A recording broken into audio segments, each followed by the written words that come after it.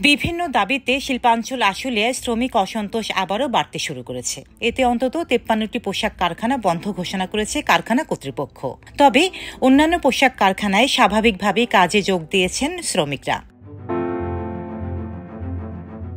আজ সকাল 10:30টায় তথ্যটি নিশ্চিত করেছেন আশুলিয়া শিল্প পুলিশ 1-এর পুলিশ সুপার মোহাম্মদ সরার আলম।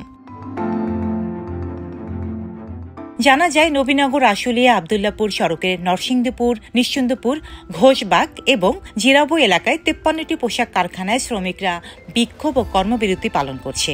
এদের মধ্যে 44টি পোশাক কারখানা অনির্দিষ্টকালের জন্য বন্ধ রয়েছে। 9টি পোশাক কারখানায় সকালে শ্রমিকরা কাজে যোগ দিলেও বিক্ষোভের কারণে সাধারণ ছুটি ঘোষণা করে কারখানা কর্তৃপক্ষ। তবে কয়েকটি পোশাক কারখানায় শ্রমিকরা সকালে কাজের উদ্দেশ্যে যান, কিন্তু কারখানার গেটে বন্ধের নোটিশ দেখতে পেয়ে বাসায় ফিরে যান তারা। পোশাক শিল্প খাতে উদ্ভূত পরিস্থিতির কারণে কারখানা বন্ধ রেখেছেন বলে দাবি করেছেন মালিকপক্ষ। শ্রমিকরা বলেন, কয়েক মাসের বকেয়া বেতন, ন্যূনতম মজুরি 25,000 টাকা করার দাবি, টিফিন ফি বাড়ানো, শ্রমিকদের বিরুদ্ধে মামলা প্রত্যাহার সহ কয়েক দফা দাবি করা হয়েছে। কিন্তু কারখানা কর্তৃপক্ষ দাবিগুলোর বিষয়ে আন্তরিক নয়।